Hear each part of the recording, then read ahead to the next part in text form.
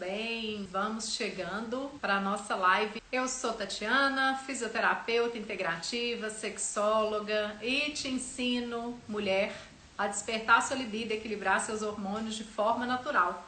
Hoje o nosso tema é: sou mulher porque sangro ou sangro porque sou mulher?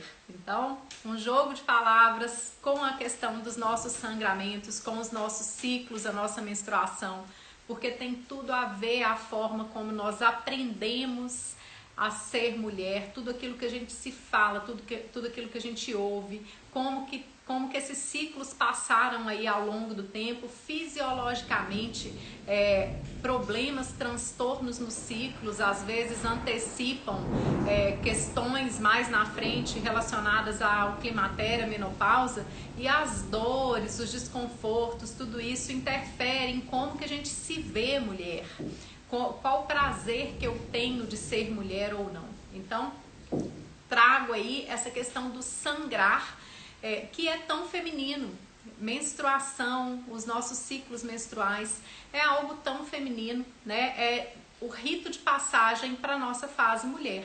Nós somos meninas, nós somos pré-adolescentes, e o momento que a gente se torna, né, que a gente chega à puberdade, é aquele momento que a gente se transforma fisiologicamente em mulher. O nosso corpo começa a funcionar e vem aí até uma grande preocupação, né, das mães ou nossa com as nossas filhas. Nossa, a partir de agora ela pode engravidar, ela pode gerar uma vida.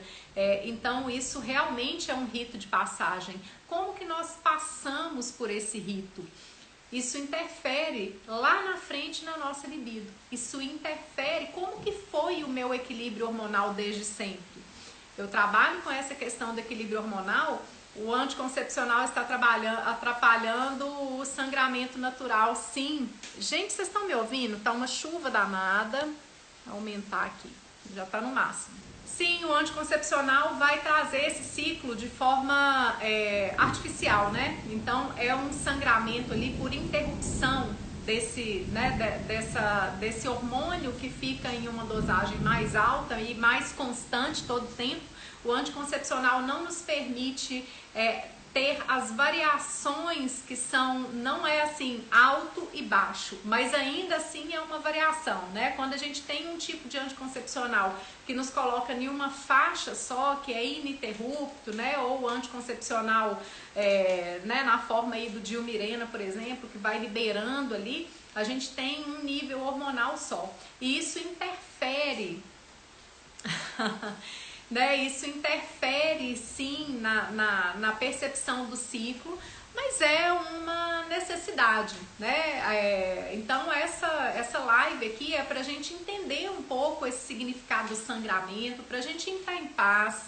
Eu sei que tem condições aí que às vezes tão dolorosas, que fazem com que a mulher faça uma escolha de não sangrar, mas que essa escolha seja feita com não sangrar apenas e não com uma dor da mulher que sangra, entendem?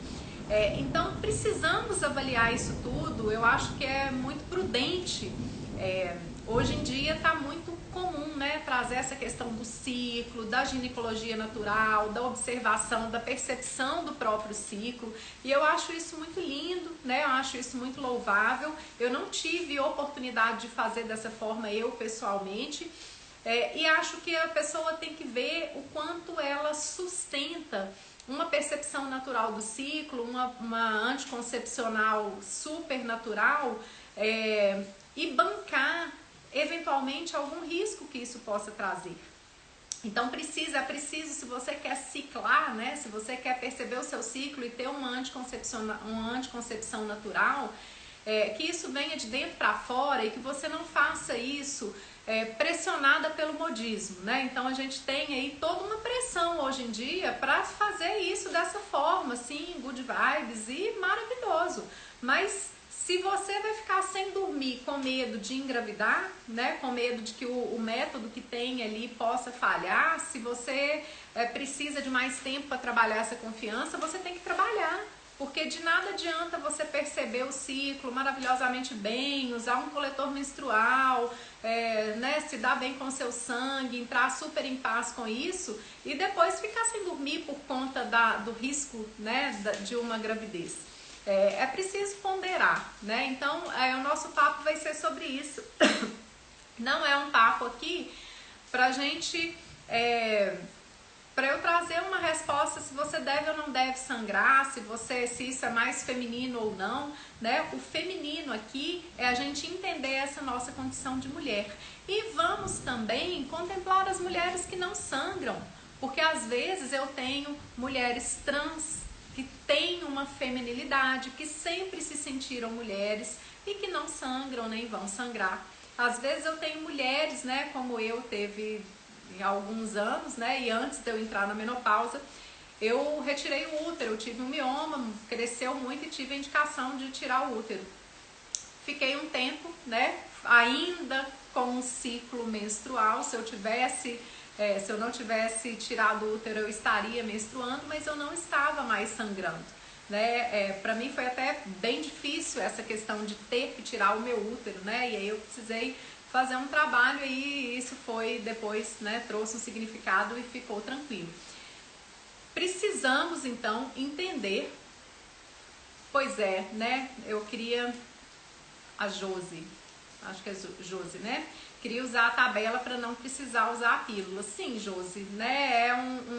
Você pode se conhecer a ponto de ficar confiante, né? De se conhecer, para conhecer a sua fase ovulatória, para estar tranquila com isso, né? Então não é usar só a tabelinha. Hoje a gente fala de associação de métodos, né? Então você vai observar a tabela se o seu ciclo é regular. Se o seu ciclo não for reguladíssimo, essa tabela é falha, né? Você tem que observar a questão do muco, você vai associar vários métodos para você perceber a sua ovulação, você vai dar uma margem antes e depois dessa ovulação para você conseguir ficar sem usar essa pílula, né? Mas primeiro observar se esse ciclo é regular. E aí fazer isso com uma certa confiança, né? É diferente da gente ver, por exemplo, assim, uma adolescente lidando com isso e uma mulher que já tem uma condição, né? A gravidez pode não ser preparada ou pode não estar sendo desejada naquele momento, mas ela tem condição de lidar com isso se isso acontecer. Então acho que tem que pesar tudo isso para isso vir em paz, porque senão mais uma vez a questão do peso feminino aí, né, do peso da mulher vai nos fazer sangrar. Então o trocadilho desse título da live, né, sou mulher porque sangro, então é porque eu tenho ciclo que eu sou mulher. E o quanto eu me identifico com esse ser mulher. Às vezes a pessoa não se identifica mais ou nunca se identificou com ser mulher e vai fazer outra opção, né, de viver a sua sexualidade de uma outra forma, ou às vezes é um homem que nunca se identificou, né, com o ser homem e se identifica com o ser mulher. Então não é o fato de sangrar que nos faz ser mulher, né, sermos mulher, mas sim o fato da gente menstruar, o fato de ter útero é exclusivo das mulheres. Então nós podemos receber isso como uma característica. O que eu quero trazer aqui hoje é uma observação nossa, se ter ciclo, se sentir cólica, se ter ovário policístico, se ter endometriose, se ter questões relacionadas a esse útero, a esse ciclo, a esse sangramento, é alguma coisa que te faz sangrar internamente, te faz, né, não gostar de ser mulher. Eu fiz essa enquete, né, e ficou quase meio a meio ali das pessoas que queriam ter nascido homem por causa da menstruação, né? Então a pergunta foi algo assim: você já quis ser homem por causa da sua menstruação? Quase 50% das mulheres ali já pensaram, já falaram, já usaram isso, já, entre aspas, amaldiçoaram a sua condição de mulher. Queria ter nascido homem, porque homem é muito mais fácil. E aí a gente amplia essa fala. Essa fala começa às vezes como uma brincadeira, como um desabafo, mas inconscientemente ou conscientemente nós vamos começando a não gostar da nossa condição de mulher. Isso traz uma repercussão tão grande depois para a nossa sexualidade, para a vivência dessa sexualidade, que é quase como se... É quase não, gente. Construir essa fala assim nos leva lá na frente, na vida adulta, na maturidade, a levar o nosso comportamento sexual como uma obrigação, como uma coisa chata, dolorida, inferior, como foi a vida inteira essa construção, por conta não só do sangramento, mas também por causa do sangramento. Quero trazer aqui com você como foi o seu rito, como foi a sua preparação, como foi que você foi ensinada que teria ciclo.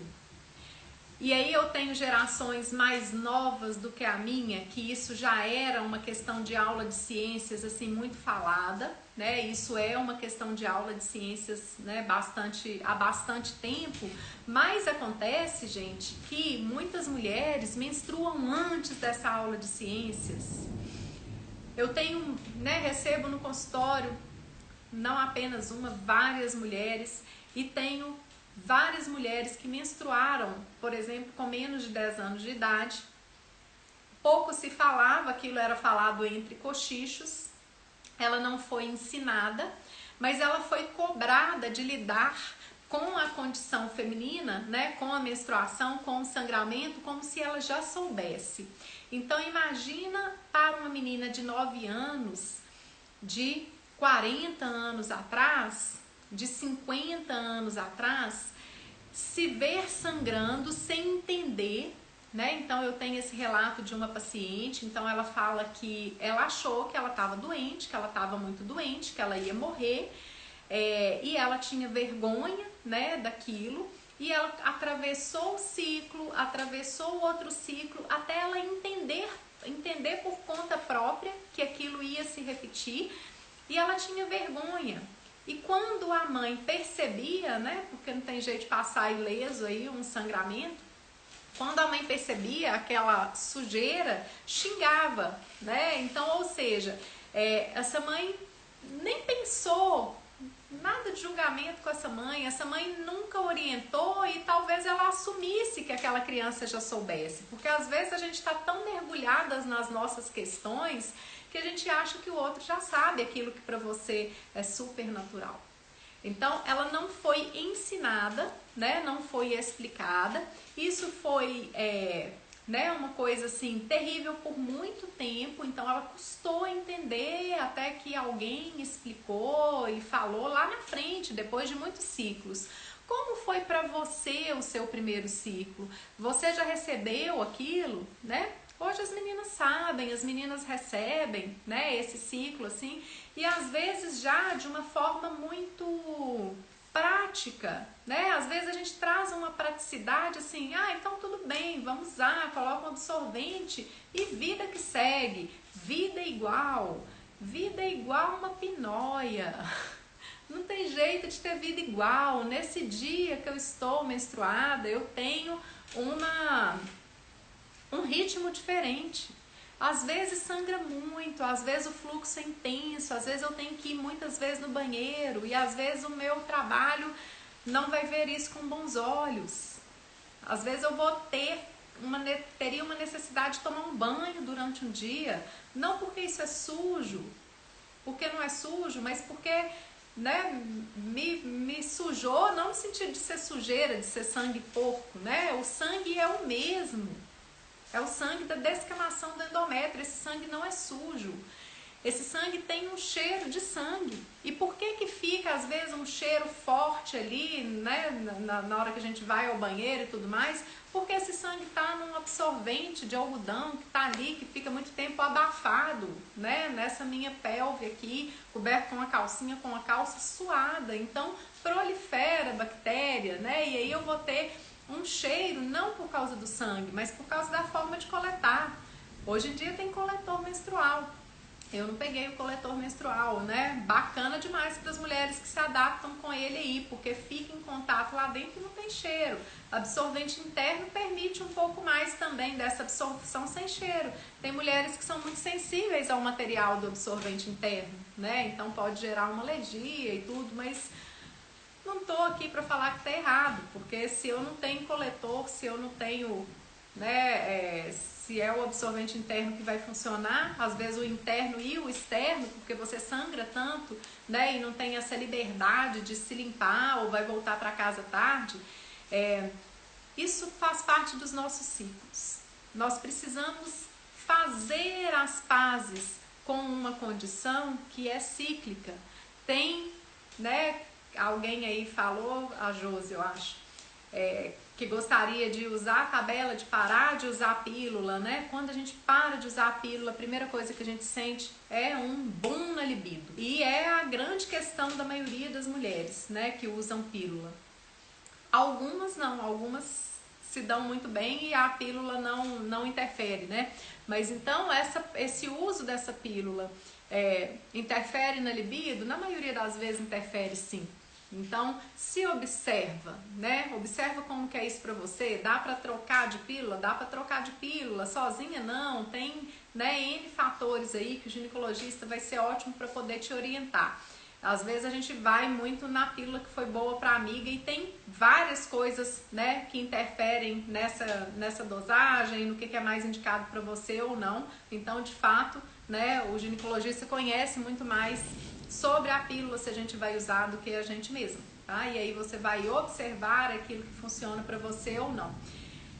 E observa, parar de tomar a pílula dá uma melhorada boa na libido, né? Nos permite observar o ciclo e a gente tem essa oscilação tanto nas respostas fisiológicas, né, no nosso funcionamento físico, como na nossa questão emocional. Tem época do ciclo que a gente está mais expansiva, tem época do ciclo que a gente está mais recolhida. Se eu pudesse, tem época do ciclo, né? E aí eu vejo até na medicina chinesa, o sistema do baço pâncreas, né? O sistema do elemento terra, ele é muito demandado, então justifica, a gente entende por ali exatamente tudo o que acontece pra gente ter um peso nas pernas, pra gente ter gases, né? A digestão fica mais difícil, dá mais vontade de comer doce. Então, se eu trabalho e tonifico esse sistema, isso vai melhorar um pouco, mas eu posso me acolher, posso dar esse tempo, né? É um tempo que a gente fica mais letárgica às vezes, né? O período, principalmente o período menstrual, essa deficiência nesse órgão, nesse sistema aí, né? Super dá uma letargia, uma preguiça, em algumas mulheres mais, outras menos, mas qual que é a conotação que eu quero trazer aqui dessa questão do você sangra, né? Porque você é mulher. Porque a gente sofre em estar nesse momento com uma demanda emocional ou com uma disposição e uma disponibilidade diferente. E a gente não quer, a gente quer produzir todo o tempo, a gente quer estar ali tal qual, com a mesma coisa, com a mesma linearidade do homem, que nem o homem é tão linear assim, né? Não por questões hormonais, porque não tem essa variação, mas por questões da vida. Então ninguém é linear, a gente não tem que tentar produzir, reproduzir, né, da mesma forma. A gente precisa lidar com isso aí e trazer acolher essa falta de disposição, ou, né, o dia que você está mais expansivo, o dia que você está menos expansiva, você pode lidar com isso direcionando as suas ações, direcionando a forma como você faz alguma coisa. Na TPM, né, então se você tem esse período, né, esse ciclo aí, se nessa época tá muito insuportável, fica tudo, né, muito irritativo, né, o nosso sistema do fígado tá gritando aí e não tem nada que te ameniza, se permita socializar menos, não se proponha nesse período pré-menstrual sair de casa, ir para uma festa, fazer alguma coisa que a sua paciência não vai funcionar, né? Não vai conseguir bancar. E nesse sentido, né, o trabalho que eu faço e que algumas mulheres vêm aí no curso, né, no Mulher Hormonal, trabalhando com a yoga hormonal, é super grato. E não é só essa forma, gente, tem várias formas, tá? Eu recentemente na minha vida trouxe, né, a Kelly falando da yoga hormonal, ajudou muito na regulação do ciclo, né? E aí eu sei falar que é na regulação de ser mais regular e da gente conseguir não precisar sofrer, morrer de raiva, ter muita impaciência, né? Harmonizar essas emoções. Na minha vida eu conheci a yoga hormonal, eu já não menstruava, mas eu sempre lidei com isso com outras formas que me permitiam, né, lidar um pouco com isso, e não só tomando um analgésico na hora que vinha a cólica, né, porque aí não vai atuar, né, na minha irritação. Então a gente tem a medicina chinesa, tem a acupuntura, tem a homeopatia, tô falando da minha linha mais natural, da minha abordagem, super funciona um tanto de coisa. Se não, vai naquilo que faz sentido para você. O ponto aqui não dá pra gente ficar sangrando, não dá pra gente ficar se dilacerando, se maltratando, por essa condição de mulher, porque isso vai influenciar na sua libido, isso vai influenciar em como você vive o seu ciclo depois. A gente começa a fazer associação e a gente começa a entender que ser mulher é sempre de muita privação. E aí que tal se a gente muda essa percepção? Ser mulher não é de privação, é uma característica. Isso se torna privação quando a gente quer fazer tudo de uma forma padronizada ou de uma forma, né, mega produtiva e sem acolher de fato as nossas diferenças, as diferenças dos homens.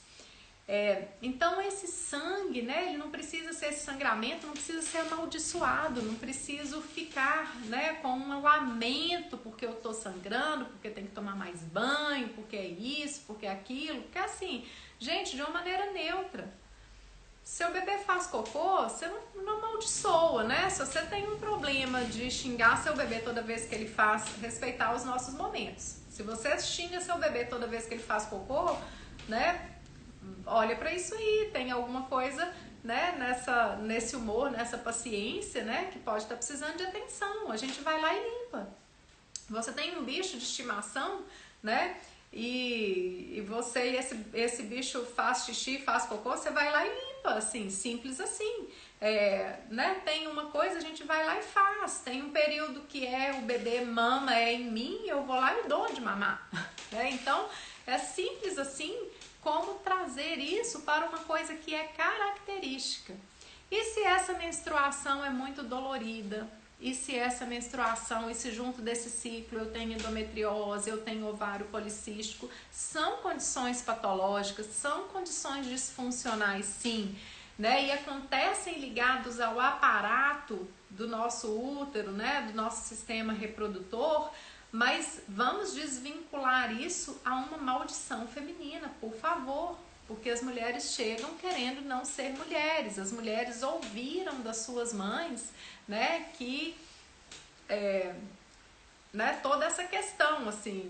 E é curioso porque ao mesmo tempo que a sociedade nos demanda lidar como um homem, né, lidar com ter o mesmo nível de produtividade, e eu não estou falando que a mulher é menos produtiva, não tira isso do contexto. A questão é não trazer essa questão do sangramento, independente do que aconteça, se isso traz para você uma condição dolorida, patológica, que não é agradável de ser, nós vamos buscar tratamento, nós vamos inclusive, né, nas abordagens mais naturais, essas disfunções relacionadas aos ciclos, elas têm muita leitura, né, das raízes emocionais aí, das condições que a gente lida com a nossa própria condição feminina, tá? Então, tanto né, as dores, todas essas questões aí. E claro que tem questões mecânicas, né, questões ligadas a uma genética, tudo sim, tá? Então vamos ouvir isso, interpretar, ouvir o nosso corpo e saber que a gente pode buscar tratamento, mas sem que isso se torne, né, se volte contra nós mesmas. Porque senão a gente vai com todo o pacote de reatividade da nossa emoção, da nossa condição com o nosso fato de sermos mulher. E aí a gente joga tudo, né, pro um balaio só. E mulheres que às vezes não têm nenhuma condição nem de comprar seus absorventes, né? Aí sangrar fica difícil demais, né, gente? Então, recentemente está bem trazido, assim, de conhecimento público, né? Como que essa pobreza menstrual é uma coisa que tá aí, né, na nossa... infelizmente, nessa condição de miséria. Então, essa questão da pobreza menstrual é muito triste e se solidarize. Imagine o que seria passar um ciclo sem ter condição de usar um absorvente, né? E aí a pessoa vai usar pano ou vai... na época da minha mãe foi pano, sim, naquela época não tinha, então já tinha os panos próprios. Mas imagina uma pessoa que por condição de miséria mesmo, né? Por uma condição de extrema pobreza, não tem nem condição de comprar o absorvente, provavelmente não tem nem os panos adequados, né, para usar, os panos destinados para isso. Muitas meninas faltam à escola porque não tem absorvente, né? Muitas mulheres faltam ao trabalho, então hoje em dia tem uma conscientização disso, né? E independente de como a gente vê o assistencialismo, olhar com compaixão para essa condição dessas mulheres que não têm condição, né, de acolher esse próprio sangue aí, né, que estão nessa pobreza, nessa miséria menstrual, é uma coisa que nos coloca em compaixão, né? A gente consegue entender aí como que seria triste para elas, né? Como seria difícil a condição de ser mulher dessa forma. Eu sou voluntária do Instituto Ela, que é uma organização sem fins lucrativos que trabalha aí com doações, com uma série de campanhas, né, de recolhimento de absorvente para destinar a essa população carente, né? Mas é muito importante a gente tomar consciência disso e, né, entender e ter compaixão aí de como seria vivenciar ciclos, né? Como que isso deve maltratar o feminino dessas mulheres. Como que a dor de ser mulher, né, nesse momento aí, com essa condição, ser mulher deve fazer sangrar, né, deve doer muito mesmo, porque não é fácil passar por um ciclo sem, né, nenhum subsídio aí, como que a gente pode lidar com esse ciclo.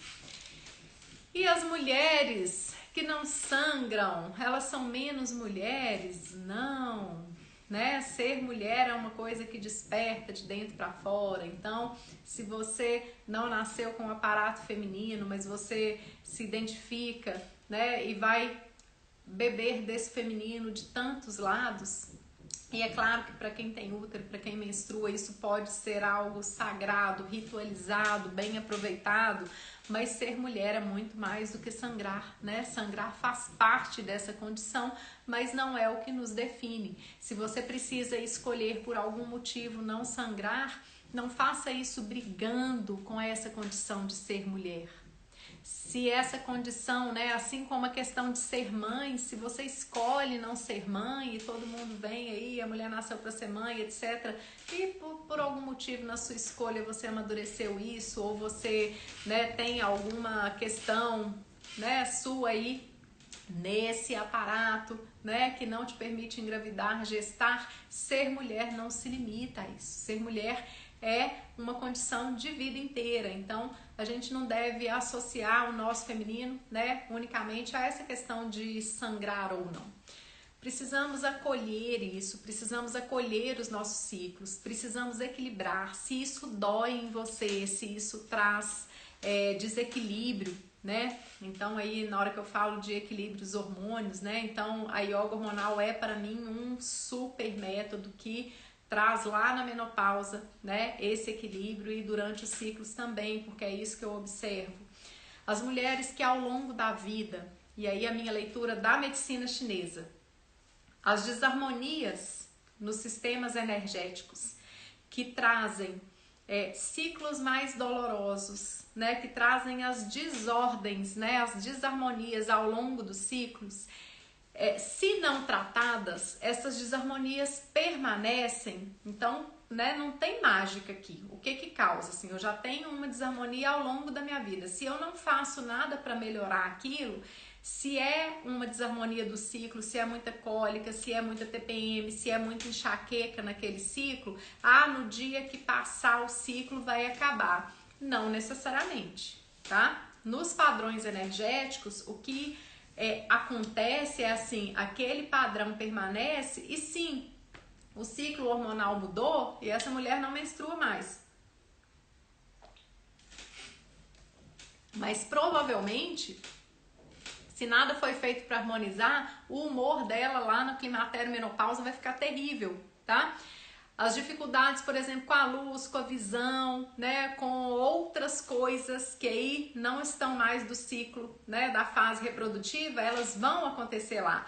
Se ela tinha letargia lá embaixo, lá na frente, né, lá nos períodos menstruais, se tinha aquele peso cansado, né, aquele corpo, dava muito gases, dava muita indigestão, provavelmente ela vai ter uma menopausa também com mais dada ao desânimo. A gente tem padrões diferentes, né? Tem mulher que entra na menopausa e a questão do desânimo, né? Ela fala assim, nossa, eu tô me arrastando, eu não tenho ânimo de nada, dá vontade de ficar dormindo o tempo inteiro, eu tô muito mais lenta, eu tô muito mais inchada, meu metabolismo piorou. Isso é a mesma mulher que lá atrás, né, durante os ciclos, tinha toda aquela condição digestiva, de perna pesada, né, e tudo mais. Se ela não tem muito isso, mas ela tem, né, durante o ciclo, mas ela tem cólica, ela tem irritação, né, ela tem intolerâncias, né, ela tem um humor mais difícil, né, mais irritadiço, ela tem endometriose, e isso provavelmente lá na menopausa vai trazer esse comportamento também de mais cobrança, de mais intolerância e de desconfortos físicos também, de enxaqueca, de insônia. Então é preciso harmonizar. É preciso equilibrar. E se essas condições acontecem, não é amaldiçoando, participação especial no final sempre vem. E né, não é amaldiçoando, não é praguejando contra essa condição feminina, mas sim fazendo as pazes, entendendo, né, como se pergunta, vai em busca, como que eu posso equilibrar isso, como que eu posso melhorar isso.